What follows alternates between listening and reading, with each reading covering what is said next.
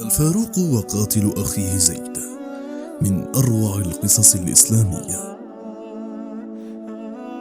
يعتبر زيد بن الخطاب أحد السابقين إلى الإسلام الذين استجابوا إلى دعوة رسول الله عليه الصلاة والسلام، وقد سبق أخاه عمر إلى الإيمان بالله ونطق شهادة التوحيد، وكان عمر يحب أخاه الأكبر كثيرا حتى أن حبه له فاق حبه لوالده.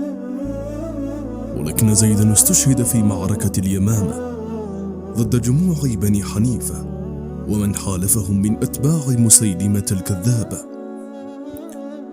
وكان زيد حامل لواء المسلمين وثبت ثبات الأبطال عندما دارت الدائرة في بداية المعركة على المسلمين، فجعل زيد بن الخطاب يقول: أما الرحال فلا رحال، وأما الرجال فلا رجال. ثم صاح بأعلى صوته: اللهم إني أعتذر إليك من فرار أصحابي، وأبرأ إليك مما جاء به مسيلمة. وجعل يشد بالراية يتقدم الصفوف ويجالد أعداء الله حتى توفاه الله شهيدا، وقتله أبو مريم الحنفية. فلما قتل زيد وقعت راية المسلمين فالتقطها بسرعة سالم مولى أبي حذيفة، ثم أنزل الله سكينته على المسلمين فاستجمعوا شتاتهم ورصوا صفوفهم وهجموا على عدوهم واثقين بالله، ففتح الله عليهم.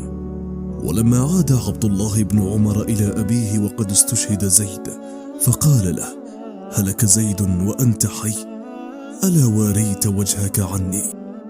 فقال عبد الله: سأل الله الشهادة فأعطيها، وجهدت أن تساق إلي فلم أعطها.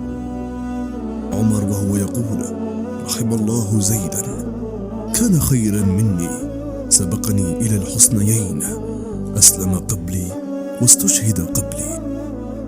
ودارت الأيام وأصبح عمر بن الخطاب خليفة المسلمين، بينما كان يجول في سوق المدينة يتفقد أحوال المسلمين التقى بأبي مريم الحنفية وكان قد أسلم، فاستوقفه عمر قائلا: أأنت قتلت زيدا؟ فقال: أجل. قال عمر: والله إني لا أحبك حتى تحب الأرض الدم المسفوح، أو يمنعني ذلك حقي يا أميرة؟ فقال عمر: لا. قال: أو يحل لك جلد ظهري؟ فقال: لا. فرد أبو مريم ساخرا وهو يقول: ما لي ولحبك، إنما تأسى على الحب النساء. فكظم عمر غيظه على جرأة أبي مريم وسخريته، وأكمل تجوله في السوق، فليس له عليه من سبيل، وليس له أن يعاقبه، وليس له أن يظلمه حقه، فليس بينهما إلا الحقوق والواجبات، له ما للمسلمين وعليه ما عليهم. فرحم الله الفاروق عمر الحاكم العادل. وما هذه القصة إلا غيظ من فيض من قصص عدله التي ملأت الآفاق.